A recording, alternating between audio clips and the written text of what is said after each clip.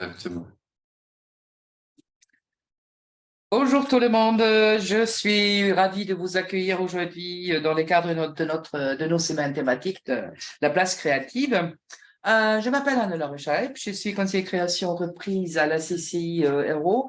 Je suis basée à Montpellier. Comme vous le savez, cette semaine, on va parler écologie et aujourd'hui, on aborde la question de la mobilité décarbonée. Alors,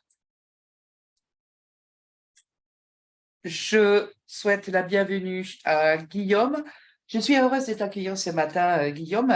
Parle-moi un peu de toi. Bonjour à toutes et à tous. Merci de me recevoir, Anne-Laure. Donc, je suis Guillaume de Vaubyerloz, conseiller énergie et mobilité à la CCI de l'Hérault. Donc, je suis basé sur la zone aéroportuaire à côté de Mokyo. Et donc, j'interviens et j'accompagne les entreprises sur tout ce qui va être question de maîtrise de l'énergie et maîtrise des questions de mobilité décarbonée. Donc, toi, tu es notre monsieur écologie. C'est ça.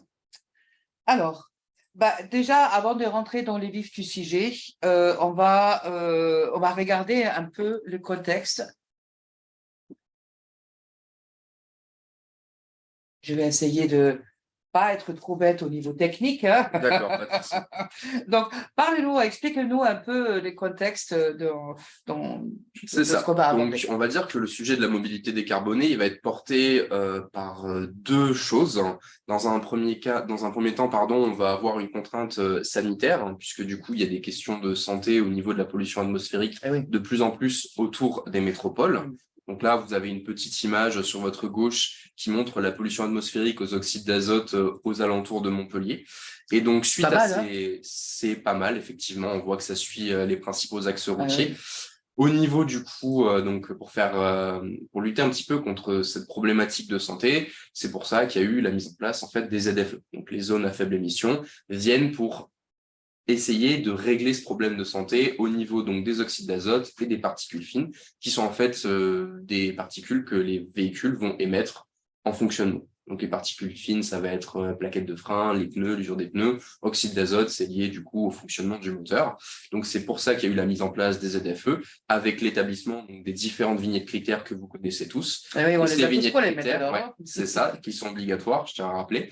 L'idée de ces vignettes critères, c'est en fait de montrer quels véhicules sont les plus susceptibles d'émettre ces particules polluantes et d'avoir le plus d'impact sur la santé. C'est pour ça que progressivement, on a un calendrier pour supprimer l'usage de certains véhicules jugés polluants. Donc rien à voir avec les consommations litres des véhicules, mais c'est uniquement du coup sur la pollution aux particules de ces moteurs.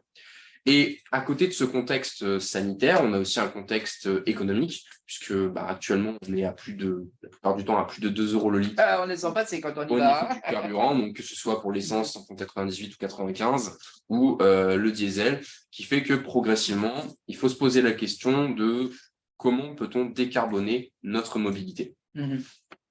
OK. Alors, maintenant, on connaît à peu près les contextes, donc on va. Quelles questions il faut se poser quand on envisage ou qu'on se dit, tiens, je vais changer mon véhicule ou carrément ma flotte. L'idée, c'est de faire un petit peu un état des lieux. C'est assez générique. L'idée, ça va être déjà de regarder comment j'utilise mes véhicules. Donc, quelles sont leurs utilités en termes de volume, en termes de poids? Est-ce que j'ai besoin d'un fourgon ou d'une fourgonnette? Ce genre de choses. Quelle est ma zone d'activité? Donc, où sont mes partenaires économiques? Où sont mes clients? Dans quel périmètre je rayonne? Dans quelle surface je rayonne, tout simplement. Ça va me permettre de savoir mon kilométrage journalier, ma fréquence de déplacement. Mon véhicule est utilisé tous les jours, il est utilisé plutôt fin de semaine, début de semaine, les week-ends pour certaines activités. Ça, c'est extrêmement important. Les kilométrages maximum, puisque il y a des moments où on a des prestations exceptionnelles à faire, voilà, ça étend un petit peu notre domaine d'activité. Les questions de stationnement. Mon véhicule, est-ce que ça me coûte de l'argent de le stationner? Est-ce qu'il faut que je réfléchisse aux questions de stationnement? Et évidemment, la question la plus importante, c'est une question aussi de budget. On revient toujours au budget. Exactement. Quelle quantité financière je peux injecter pour remplacer ma flotte de véhicules? Est-ce que je le fais d'un coup? Est-ce que je le fais petit à petit? Tout ça sont des questions évidemment à prendre en compte. Donc, il faut faire vraiment un état de lieu. C'est ça, Comme on l'idée, avait, c'est de... comme on avait dit l'autre jour, quand on veut faire attention à son consommation C'est ça. d'énergie ou énergétique, Ouais. là, première étape, état de lieu. C'est ça, puisqu'au final, le carburant, ça reste de l'énergie. Donc, dans tous les cas, quand il y a un projet, une volonté de mettre en place une quelconque action, l'idée, c'est de regarder d'où on part pour savoir où on veut aller. Ouais. Toujours. OK. Donc, on regarde et on s'est dit, ben tiens, il y a des véhicules alternatifs. Donc, ça va être vraiment la prochaine étape. C'est ça. Donc, l'idée, là, c'est que je vais vous présenter assez succinctement les différents véhicules qui peuvent exister en remplacement, en particulier, du coup, les diesels, puisque ce qui rime avec ZFE le plus souvent, c'est interdiction des diesels progressive. Donc, l'idée, ça va être de regarder, pour les gens qui utilisent des diesels, quelles peuvent être les alternatives moins carbonées, pour certaines, qui peuvent prendre en considération, tout simplement. Tu dis juste une question, peut-être c'est une question piège, mais ZFE, interdiction de diesel progressif, on va arriver à quand? Jusqu'à quand? Alors là, ça va dépendre énormément des échelons politiques, puisque les ZFE sont fixés sur des périodes électorales. Donc évidemment, c'est pour ça que pas sur de le visibilité calendrier, en fait. effectivement, c'est pour ça que sur le calendrier de la métropole de Montpellier, on a un calendrier effectif et un calendrier provisoire. Bon, on verra. Ça. Les calendriers n'empêchent en rien que le prix du carburant est actuellement beaucoup trop haut et que ça risque on sait qu'on y arrive, mais on n'a pas économiques. Voilà, chaque centime en supplément et peut être catastrophique au niveau des entreprises. OK, donc on regarde un peu les véhicules qui existent. Alors, bon, OK, véhicules à essence, ça, tout le monde connaît. Effectivement. Là, ça peut être une alternative intéressante à des véhicules diesel. L'idée, c'est que le plus gros avantage, c'est que ça ne change pas d'habitude. Ça reste un véhicule thermique. L'essence, c'est une motorisation qui existe depuis très longtemps. Ça peut être aussi disponible en hybridation. Donc ça aussi, ça permet de faire des économies sur le fonctionnement, puisqu'en général, on considère qu'une hybride consomme une hybride essence, puisqu'il n'existe plus d'hybride diesel. Une hybride essence fonctionne au même niveau de consommation qu'une diesel. Donc ça, c'est si on veut un petit peu s'y retrouver. Quelques inconvénients sur ces véhicules, ça n'enlève en rien la problématique du prix du carburant, puisque essence et diesel sont actuellement au même niveau. Il y a peu d'offres en matière d'utilitaire. Utilitaire essence, c'est assez rare, puisque à la base, c'était plutôt des motorisations diesel. Tout ce qui est véhicule lourd, utilitaire, c'était du diesel. Et à terme, on a probablement un risque d'interdiction ou d'arrêt de fabrication du coup de véhicules thermiques. Il y avait la date de 2035 qui avait été mentionnée à un moment. Les discussions sont toujours un petit peu en cours, mais à terme, ça risque de poser un problème globalement. D'accord, OK. Donc, mieux pas. Vaut mieux pas, ça peut être un tremplin, mais pas une solution viable sur le long terme. OK. On arrive aux véhicules hybrides rechargeables. Alors, bon, il faudrait peut-être que tu expliques déjà qu'est-ce que c'est. Puisque précédemment, sur les véhicules essence, j'ai parlé d'hybride. Là, je parle d'hybrides rechargeables. Donc, il faut savoir une chose, ça reste des véhicules essence, les hybrides rechargeables, mais leur batterie est plus importante que celle des hybrides. Okay. C'est-à-dire qu'à des moments précis, on pourra rouler en total électrique avec un véhicule hybride rechargeable. Les autonomies varient en fonction des véhicules, mais en général, c'est de l'ordre de 30-40 km. Ça, c'est intéressant. Et en plus, on a des utilitaires là. C'est ça. Donc, ça commence à arriver petit à petit au niveau des utilitaires. Donc, actuellement, on en a quelques-uns. L'idée, c'est que ça va se développer puisque ça peut présenter un intérêt. Ce sont des véhicules qui sont particulièrement adaptés sur des contraintes de périphérie urbaine. On a besoin de se rendre dans des centres urbains assez restrictifs, dirons-nous. Mais on peut y rouler en électrique. Donc, vu que... Donc, avec ça, je peux aller dans les ZFE. Pour l'instant, oui. Effectivement. Okay. Et surtout que l'avantage, c'est qu'en ville, je peux rouler uniquement à l'électrique. Et or, on sait que la ville, c'est là où les consommations sont les plus importantes avec les accélérations, les décélérations répétitives, les bouchons, etc. Donc, ça peut être des véhicules qui peuvent être intéressants, effectivement, sur ça. Après, il faut faire attention de bien évidemment garder la batterie systématiquement chargée, sinon on transporte un poids mort, ce qui va avoir tendance à augmenter la consommation en essence du véhicule. Tout ce qu'il faut faire attention. C'est ça. Après, il y a quelques petits soucis au niveau de ces hybrides rechargeables, c'est qu'on va avoir des prix d'achat qui sont plus importants que des essences classiques. Le prix du carburant, il ne faut pas oublier que ce sont des véhicules qui roulent principalement à l'essence. Ouais. Après, si on fait que du centre-ville, ça peut être intéressant puisque là, on roule à l'électrique. Qui plus est, vu que les batteries sont plus faibles, on peut charger plus facilement. Pas besoin d'avoir des bornes systématiques colossales, des bornes de charge rapide. Un autre bémol, c'est que probablement à terme, on ne sait pas trop si ce sera interdit, puisque ça reste des motorisations thermiques, même en hybridation. Donc là, il y a une grosse question sur les hybrides rechargeables. Donc, tu dirais prudence. Je dirais prudence. Ça peut être aussi, comme l'essence, un tremplin, mais beaucoup plus circonstanciel. Donc, ça mérite effectivement de faire un petit état des lieux et de savoir si ça serait pertinent. OK. Bon, donc attention avec prudence avec les véhicules hybrides rechargeables. Et puis, donc, on arrive aux véhicules GNV. C'est ça. Alors, déjà, avant que tu expliques des avantages, des inconvénients, il faut savoir qu'est-ce que c'est du GNV. Alors, le GNV, c'est du gaz naturel. Donc, le V, soit pour véhicule, soit vert, ça dépend. Mais en l'occurrence, là, c'est pour véhicule. Alors, GNV, gaz naturel vert, c'est ça? Gaz naturel pour véhicule, en général. Pour véhicule. Vert, après, ça, c'est des qualificatifs énergétiques. Non, mais pas dans ces débats. Mais c'est pour véhicule, tout simplement. Gaz naturel. C'est des véhicules au gaz naturel, comme on peut constater sur les bus actuels, les bus des métropoles, qui ont du gaz naturel, tout simplement.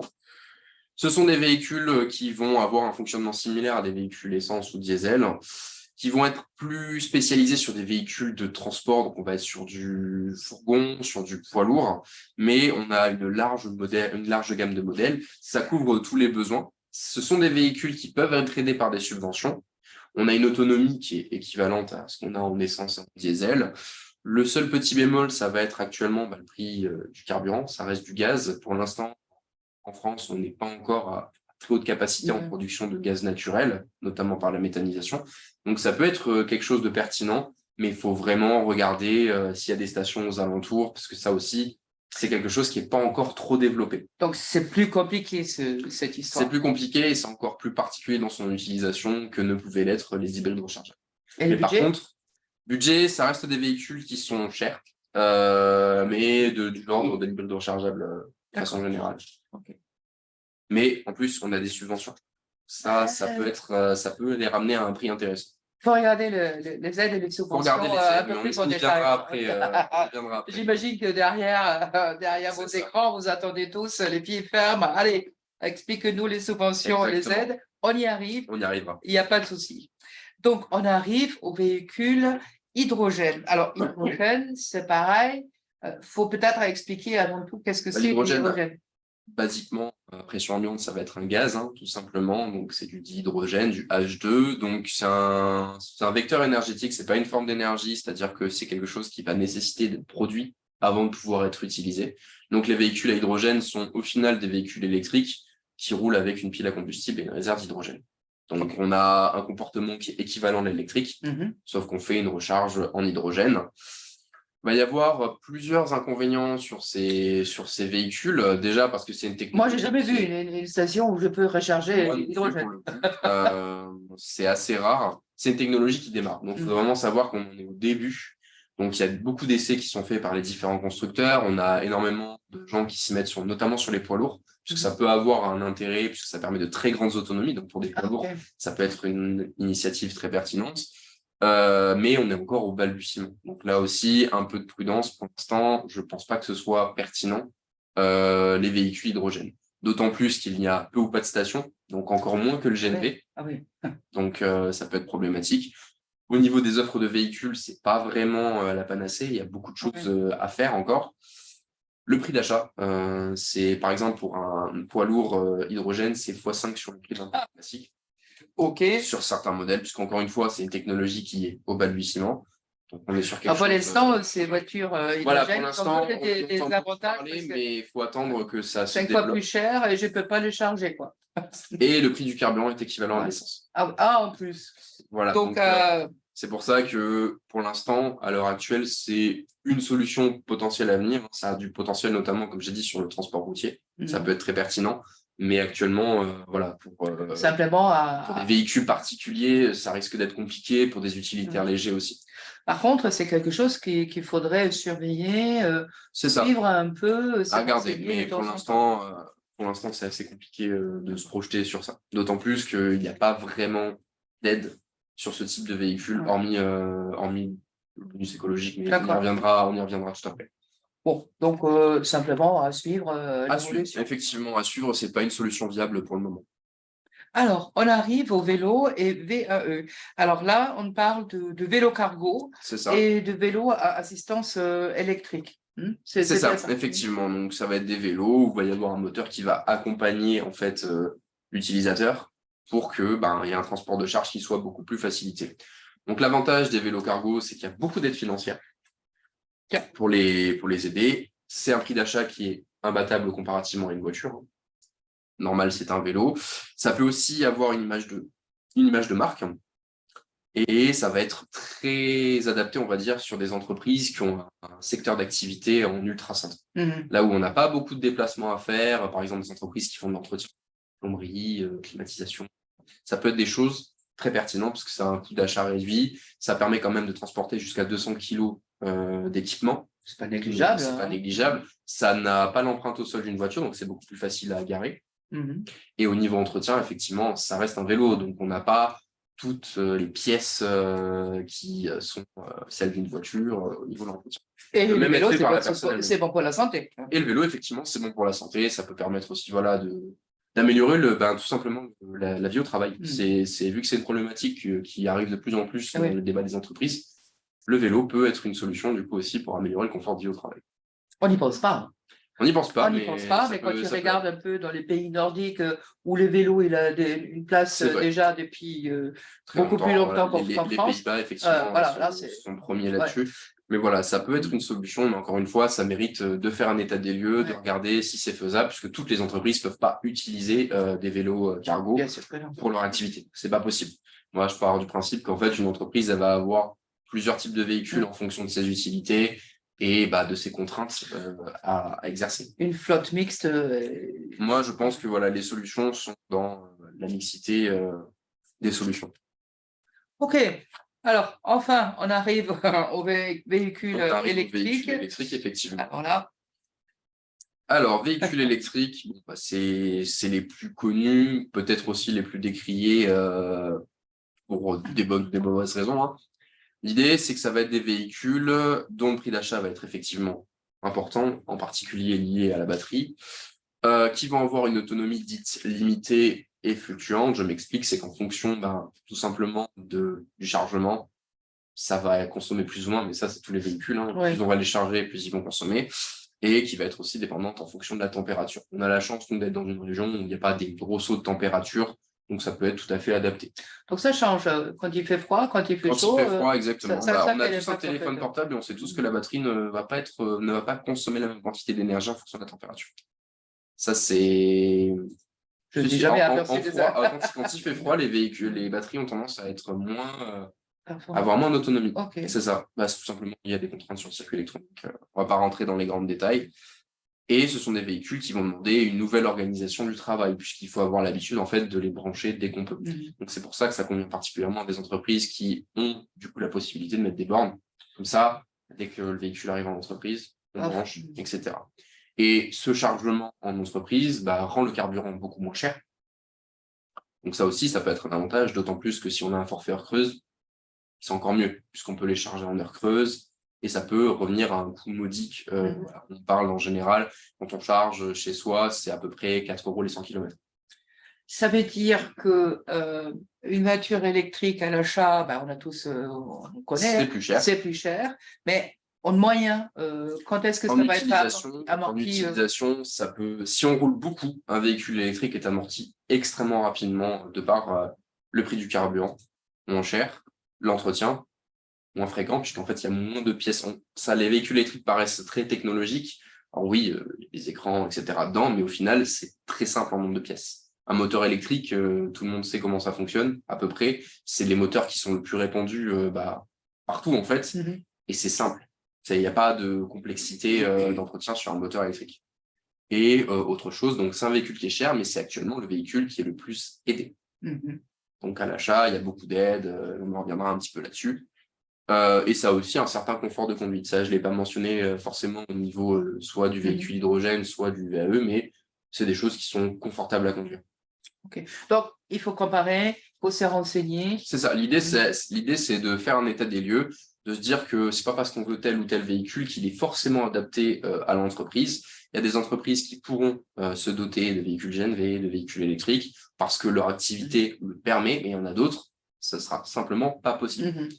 Donc, il faut vraiment regarder à hauteur de sa capacité évidemment, ses moyens, mais aussi son rythme de fonctionnement d'entreprise. Chaque entreprise est unique et donc, du coup, les solutions apportées devront l'être tout autant. En sachant que si j'ai une entreprise de transport et je dois livrer en Sibérie, vaut mieux pas avoir une voiture On va électrique. prendre le train dans ces cas-là, c'est peut-être plus facile. Ou alors, pareil, si j'ai des clients au Sahara, je ne prendrai pas une voiture électrique. Non, mais il y aura du bateau entre-temps quand même. La voiture électrique n'est pas insubmersible.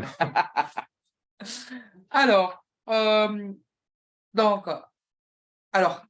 on va comparer, mais qu'est-ce que c'est du ACV? Alors, une ACV, c'est une analyse de cycle de vie. Donc ici, on a un exemple, une ACV effectuée par Renault sur différents de ses modèles équivalents. Donc, on a des Clio et des Zoé. L'idée, ça va être de regarder en fait quelle est la quantité de CO2 émise durant la durée de vie du véhicule, donc de l'extraction à la fabrication, à l'usage, à la fin de vie. Et l'idée, ça va être de regarder ça tout simplement. Et donc, on regarde en fait que plus on va effectuer de kilomètres avec une voiture électrique, plus au final, on va réduire notre impact environnemental, quand bien même sa fabrication aurait émis plus de CO2. D'accord. Donc là, il y a vraiment tout qui est mis ça. On voit les véhicules dans sa globalité. C'est ça, donc c'est ce qu'on appelle des émissions de CO2 équivalents, donc ça prend aussi en compte d'autres gaz à effet de serre autres que le CO2. Donc là, c'est pour la question de, oui, une voiture électrique, ça pollue, mais comme la fabrication d'une voiture, comme l'usage d'une voiture, mais en fait, il faut regarder sur la durée de vie. L'idée, c'est d'avoir, encore une fois, une vue d'ensemble et de ne pas regarder qu'une étape. Tout simplement. D'accord. La différence est quand même pas mal, hein? Effectivement. Après, ça, c'est aussi lié au fait qu'en France, on a une électricité qui est majoritairement décarbonée, mais quand bien même, ce dessin reste valable dans des pays où l'électricité est un petit peu plus carbonée. D'accord. Bon, on arrive à un sujet un peu sensible. En tout cas, on les ressent comme ça. Là, on parle du recyclage des batteries. Parce que les voitures électriques, ils ont tous une batterie. C'est obligatoire. Sinon, oui, sinon pas d'électricité.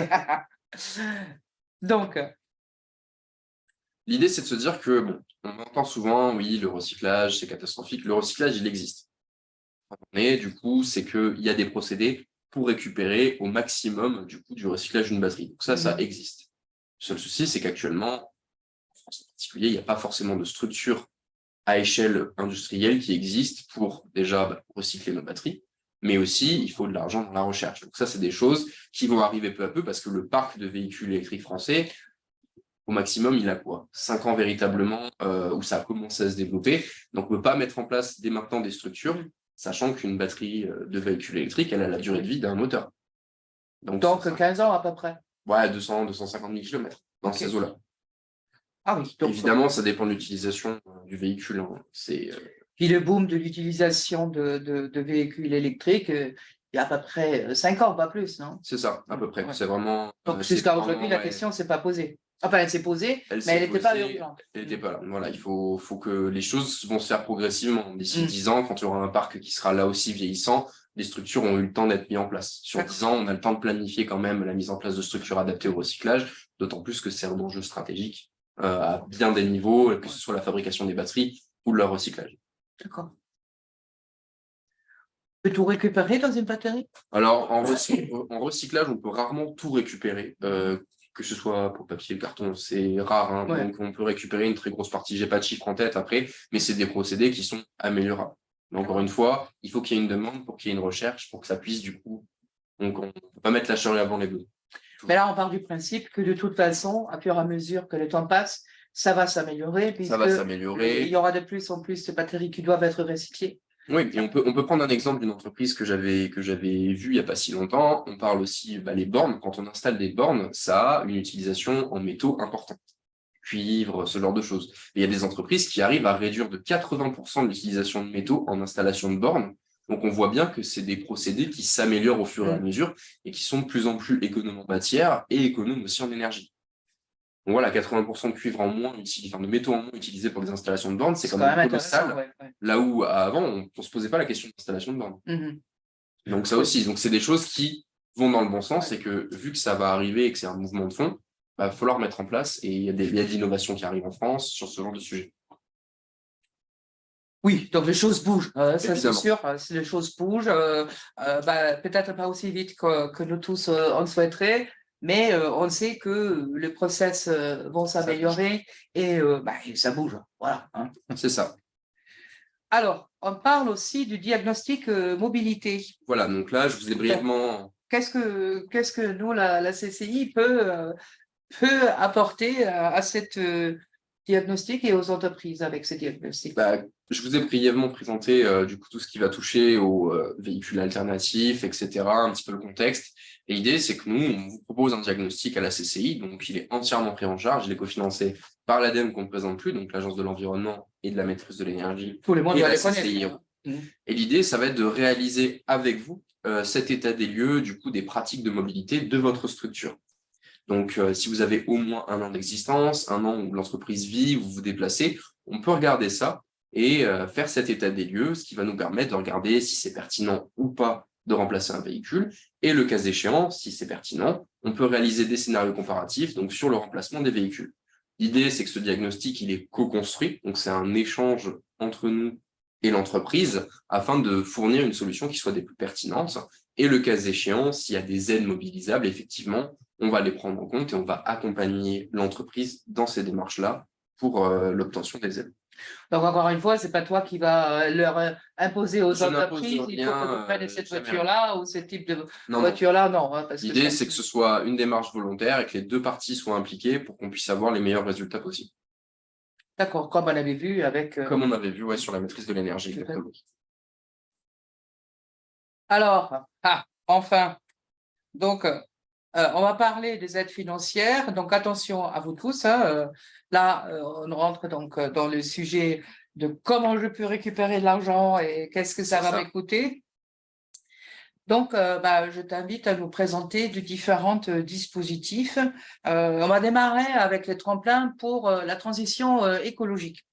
Alors, qu'est-ce qu'il faut faire? Comment ça fonctionne? Donc, Tremplin pour la transition écologique, c'est une aide sous forme de subvention déjà, donc important à savoir. Ça, c'est bien. Ça, c'est une bonne chose qui est gérée par l'ADEME. Donc, les chambres consulaires accompagnent les entreprises qui veulent du coup bénéficier de cette aide. Donc, c'est moi qui préinstruis les dossiers qui sont transmis à l'ADEME. Donc, ça peut être intéressant si vous avez des questions de ne pas faire les démarches sans me consulter, puisqu'au final, moi, je peux appuyer les dossiers s'il y a certains points qui sont sensibles. Donc, ça, c'est important de faire appel avec moi. Au niveau des conditions d'éligibilité, on va avoir une nécessité de mettre au rebut un véhicule pour avoir l'aide. Donc, ce véhicule mis au rebut, il doit être la propriété de l'entreprise depuis au moins 1 an. Et il doit être jugé polluant, c'est-à-dire les critères 3, 4, 5 et les fameux critères non classés. L'idée, c'est que c'est le véhicule mis au rebut qui va conditionner le montant d'aide possible pour acquérir un véhicule en achat ou location avec option d'achat. Donc, les locations longue durée ne sont pas prises en compte. OK, donc ça, c'est important. Ça, c'est important aussi à préciser, pas de LLD. Donc, la demande d'aide doit être réalisée avant l'achat, sur devis qui ne sera évidemment pas signé. On rappelle du coup les devis, on ne les signe pas dans le cadre de demande d'aide, sinon c'est très compliqué. L'entreprise doit être située sur le territoire du PPA de Montpellier. Donc, le PPA de Montpellier, pour vous expliquer assez brièvement, c'est l'aire du plan de protection de l'atmosphère de Montpellier. Ça s'étend de Sète jusqu'à Lunel, en passant par Ganges. Donc, ça fait un petit triangle. Mais voilà, si vous avez des doutes, savoir si vous êtes concerné, vous passez évidemment par moi pour qu'on puisse regarder si c'est le cas ou pas.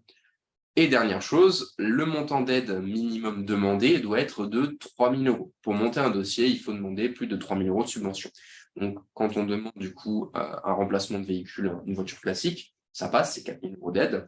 Par contre, pour un VAE, il va falloir en demander plusieurs pour que l'aide puisse être déclenchée. D'accord.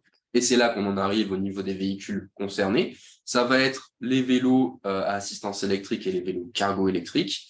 On va avoir des véhicules légers, des véhicules utilitaires légers, donc fourgonnettes, fourgons, et des camions électriques ou GNV. C'est une aide qui concerne aussi le GNV. On va avoir aussi tout ce qui va être rétrofit électrique ou GNV, des remorques pour vélo cargo et pas mal d'autres choses. Ça ne sert à rien forcément de trop le détailler, mais si vous avez des questions, encore une fois, vous n'hésitez pas. Alors, mot d'ordre pour cette tremplin pour la transition écologique, il faut s'adresser à toi, parce que c'est toi qui vas instruire le dossier. Et c'est aussi toi qui vas pouvoir appuyer le dossier à l'ADEME, parce que si j'ai bien compris, c'est pas strict oui, non, noir, blanc. C'est parfois on regarde un peu la situation de l'entreprise. Ce qui peut aussi poser problème, c'est si le véhicule est déjà mis au rebut avant d'avoir une intention de le mettre au rebut. Ça aussi, ça peut jouer. Je sais que ça peut être le cas, donc ça peut toujours. C'est important de le préciser. Ok. J'ai une petite question là, donc parmi nos spectateurs. Ils me demandent, j'ai créé mon entreprise récemment et je a apporté ma voiture personnelle dans l'entreprise. L'entreprise n'a pas, alors il dit, n'a pas encore un an. Ça va être compliqué. Il faut que l'entreprise possède le véhicule depuis 1 an, sinon c'est un peu compliqué. Donc même si c'était d'abord sa voiture perso et qu'il l'amène dans l'entreprise doit avoir une année d'existence. L'entreprise doit être... en fait, il faut avoir 1 an d'existence pour la bonne et simple raison que sinon, après, on ne peut pas nous savoir, ne serait-ce que au niveau du diagnostic, on ne peut pas savoir déjà comment l'entreprise utilise le véhicule. Et après, sur l'aide, sinon, ce serait trop facile. Vous achetez un véhicule qui va partir à la casse sur le bon coin, vous demandez une subvention de 4 000 €. Donc, il faut vraiment que l'entreprise possède le véhicule depuis au minimum 1 an. D'accord. Donc, il faut que l'entreprise existe depuis 1 an. C'est ça, effectivement, au minimum 1 an. Okay.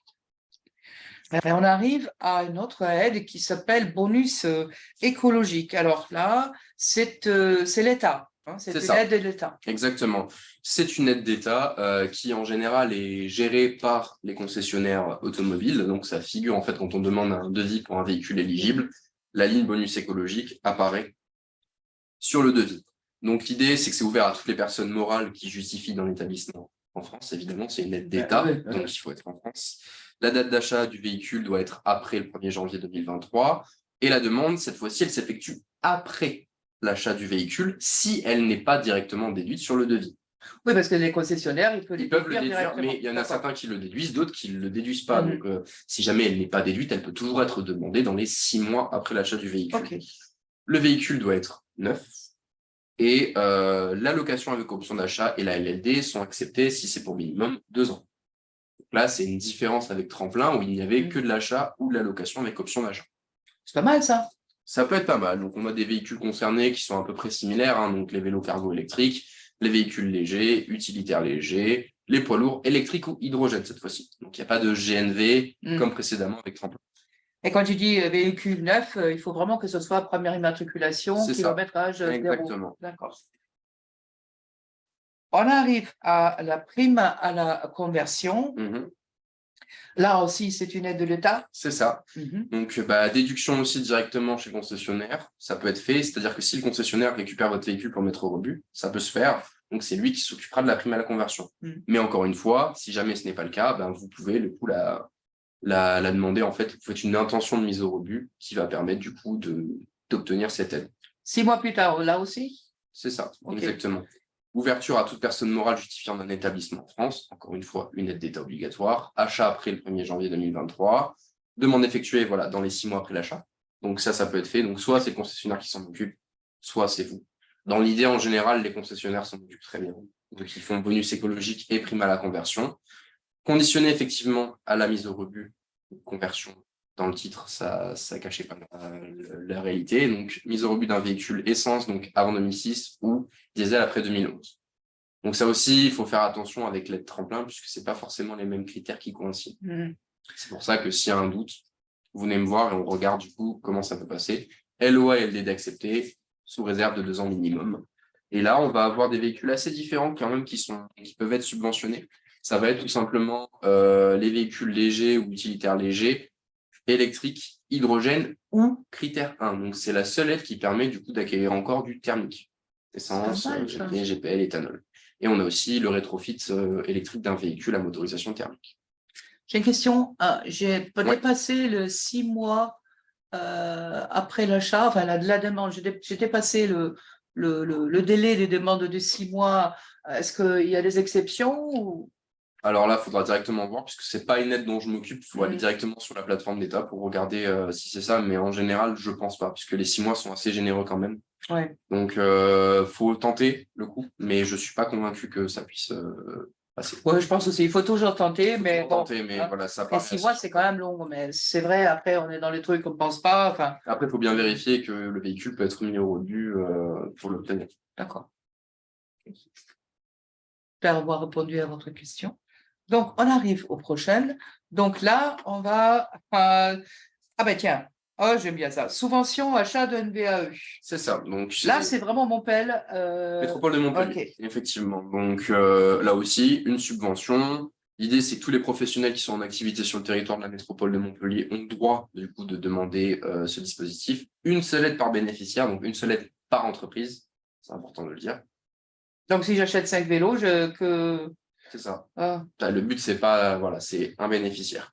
ah. Donc, les vélos cargo électriques, donc ceux dont on a parlé précédemment, avec des capacités de charge qui peuvent aller jusqu'à 250 kg, et les montants, c'est dans la limite de 50% du prix d'achat. On n'a pas forcément mis les montants sur les aides, puisque ça va être des tableaux pas forcément très lisibles sur le webinaire. Et si vous avez des questions, encore une fois, passez par moi et on regardera ça plus au détail de votre situation. D'ailleurs, on a aussi une aide quand les particuliers veulent acheter un vélo. Exactement, ouais. Cette aide, en fait, elle se décline aussi pour les particuliers, donc elle ne va pas concerner des vélos cargo. Quoique, je dis peut-être une bêtise, elle peut les concerner, mais ça va être plus pour le transport de personnes. Mhm. Donc, vélo assistance électrique, vélo cargo électrique. Oui, parce pour que le j'ai vu transport de l'autre personnes. jour une femme qui pédalait, c'était hyper sportif, elle avait 3 gamins quand même sur C'est le. ça, ouais. C'est soit on a le bac de devant, soit le Ouais. bac derrière, effectivement. Et c'est ça. Mais je crois que c'est limité à 500 € pour les particuliers. Mais Renseignez-vous, hein. c'est ça. Ça c'est pour les particuliers, mais bon, c'est bon à savoir si vous envisagez et d'acheter un vélo cargo pour votre entreprise et acheter un vélo pour C'est ça. vos besoins particuliers. Et on arrive à ah ben ça j'aime bien aussi, un éco-chèque mobilité artisan. C'est une subvention encore et ça vient C'est de la ça. région Ça Occitanie. vient de la région, donc du coup, ça va être donc pour les artisans ou les doubles inscrits, donc Ok. chambre de commerce et d'industrie ou et chambre de métier et d'artisanat. Donc, dont le siège est situé en Occitanie, donc achat, LOA ou LDD. Donc cette fois-ci aussi, on a la LDD, donc la location longue durée qui est incluse Mhm. dans les possibilités. Pour demander, quand on veut un véhicule utilitaire, donc électrique ou hybride rechargeable, il faut une mise au rebut là aussi du véhicule. Ok. Donc critères 3, 4, 5 ou non classé. Dépôt de demande, donc 6 mois maximum après l'achat. Donc, il faut garder en tête qu'il y a cette durée de 6 mois après l'achat, sauf pour tremplin où c'est avant. Je tiens à le préciser et le rappeler. Ça concerne les vélos cargo électriques. Alors, effectivement, en général, les aides où on peut avoir un vélo cargo électrique, il ne faut pas mettre au rebut le véhicule. Ça concerne, on met un véhicule au rebut que pour un autre véhicule du même type. Les Donc, vélos si cargo, je suis artisan, je envisage d'acheter un vélo cargo ouais, électrique, je peux garder mon véhicule oui, totalement. et je peux demander une éco-chèque Effectivement. qui va être dans Tant les que 1000 vous êtes euros. effectivement inscrit chambre de métier, Bien sûr. répertoire des métiers, Oui, tout oui. simplement. OK. Donc, les montants, c'est 3 000 € pour le véhicule utilitaire léger et 1 000 € pour le vélo cargo. Ah, c'est un bon complément parce que si je C'est suis un bon artisan, j'ai complément. des clients peut-être un peu éloignés, donc je garde mon véhicule, pas besoin de changer ou d'acheter, et je peux acheter un vélo cargo pour mes clients C'est qui sont ça, proches. exactement. Et c'est un chèque, une subvention, donc pas remboursable. Ouais. J'ai une question. Ces dossiers, ils doivent être. Est-ce qu'il y a une limite de dépôt de dossier? Comment est-ce que ce dispositif va. Est-ce qu'on a une visibilité pour ce dispositif pour l'année prochaine ou. Alors, pour le coup, en tout cas, pour tremplin, mobilité, il va y avoir une révision de voir si le dispositif est pertinent. On ne sait pas s'il va continuer l'an prochain. Et après, pour le reste, j'avoue que j'ai pas trop en tête ça. Il faudra que je regarde, mais je pense que oui, ça. En général, ça va d'année en année. Donc, ils vont sûrement être. Je sais qu'il y avait le bonus écologique, il était question du coup de conditionner à certains types de véhicules, notamment en charge sur le PTAC, enfin, sur le poids pardon du véhicule, donc pas plus de 2 tonnes, je crois qu'ils discutaient sur les véhicules électriques. Donc, il y a des sujets à changement. Je vous les présente tels qu'ils sont actuellement. J'ai aucune visibilité sur ce que ça pourrait être l'an prochain. C'était une petite question piège, je dirais, mais bon, tous les dispositifs qui existent, malheureusement, nous aussi, on n'a pas ils sont sujets à changement et nous, à aujourd'hui, effectivement, on ne peut pas on avoir n'a trop de pas visibilité. On Ouais. sera au courant avant vous, mais pas non plus trop avant. Ouais. Donc, si vous voulez changer ou acheter votre vélo cargo aujourd'hui, faites-le rapidement. Hein. Ça commencez à étudier l'option.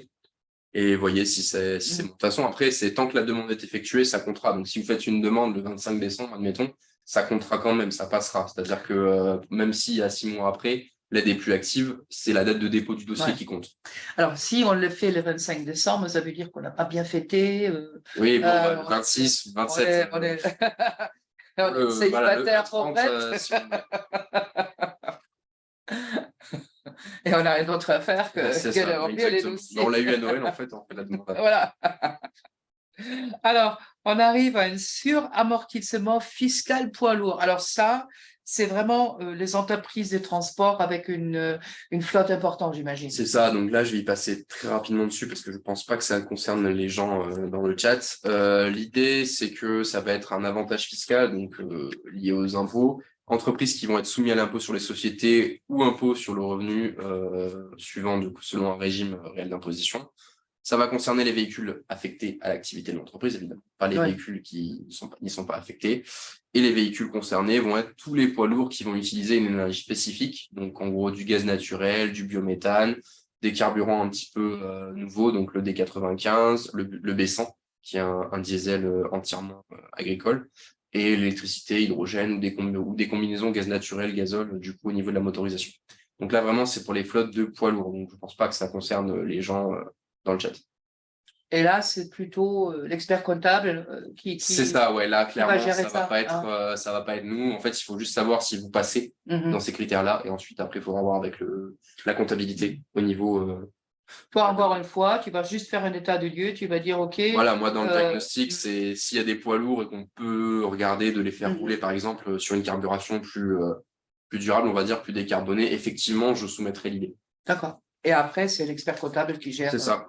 Qui gère cette partie-là. Bien. Alors, là, tu nous as travaillé un joli tableau pour montrer donc les différentes, le cumul des différentes aides possibles. C'est ça. L'idée, c'est que ça va être un tableau qui recense un petit peu quels sont les dispositifs qui se cumulent ou pas. Voilà. Après, pas forcément besoin de trop m'y attarder, mais si on regarde Tremplin, il est cumulé avec le bonus écologique et la prime à la conversion. Alors évidemment, il faut faire coïncider les différents critères. Bien sûr. Donc, par exemple, pour rappel, Tremplin, pas de LLD. Donc, vous pouvez demander bonus écologique et prime à la conversion avec de la LLD, sous réserve de garder le véhicule 2 ans. Par contre, vous ne pourrez pas demander le tremplin.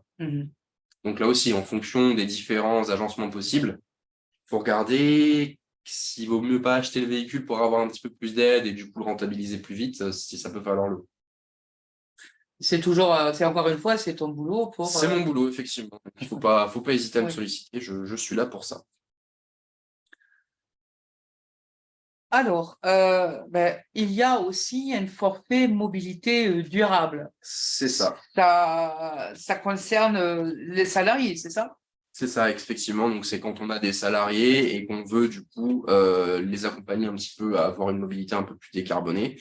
Donc, ça permet, du coup, de prendre en charge une partie des dépenses liées par l'employeur, donc transport, domicile, travail des salariés, tout simplement. Donc là, c'est vraiment quand on a une entreprise qui est bien établie, qu'on a des salariés et que c'est une question qui commence à nous traverser l'esprit. Donc voilà.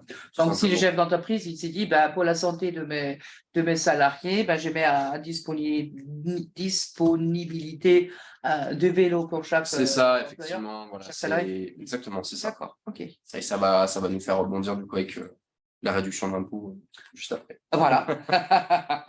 On y arrive. Donc voilà, c'est quand on va mettre à disposition du coup une flotte de vélos pour les salariés, on peut bénéficier du coup d'une certaine réduction d'impôts justement par la mise à disposition de ces vélos. C'est intéressant quand même. Ça peut être intéressant. Après, ça va concerner des plus grosses structures, mais c'est quelque chose qu'il faut garder en tête si jamais voilà, c'est un problème qui arrive, une question qui est demandée par les salariés, parce que ça peut aussi être demandé par les salariés parfois. Voilà. Donc, il y a une multitude de possibilités pour avoir une mobilité décarbonée. Vous avez vu, Guillaume va être votre interlocuteur pour toutes ces questions-là. N'hésitez pas à les contacter rapidement parce qu'il aura un burn-out si tout le monde va les contacter. Mais non, j'arrive. Non, je plaisante. Mais n'hésitez surtout pas de les contacter aussi bien pour tout ce qui est questions énergétiques ou les questions qui concernent la mobilité ou simplement savoir comment je m'y prends. Maintenant, j'ai vraiment une question écologique et je voudrais savoir comment je peux faire. Pareil, mot d'ordre, comme disait tout à l'heure, on ne signe rien. On ne signe On rien. ne signe rien Si on avant veut qu'on demander des ait, aides. voilà, avant qu'on ait un regard d'expert, le C'est regard ça. de Guillaume, et qui va voir est-ce qu'on peut instruire un dossier, quelle aide on peut mobiliser. Même si vous êtes un peu pressé parfois, vaut mieux attendre parce qu'une fois que le dossier est signé, plus Mieux vaut d'aide. perdre un petit peu de temps que perdre un peu d'argent. Un peu Voilà, je l'idée. pense aussi. Bien, on arrive déjà à la fin de notre webinaire. Le temps passe tellement vite, toujours. Oui, Je suis toujours étonnée, pas toi? Ça va vite. Je vous remercie beaucoup à avoir participé donc, à notre webinaire de ce matin. Alors, le prochain rendez-vous, c'est la place créative. Notez bien la date, 6 décembre. Notez bien le lieu parce que cette année, on a encore inventé. Cette année, on va être au Parc Expo à Montpellier. Donc, je vous donne rendez-vous au 6 décembre. Ça va être encore une journée où on aura plein d'événements et plein de rencontres, des colloques,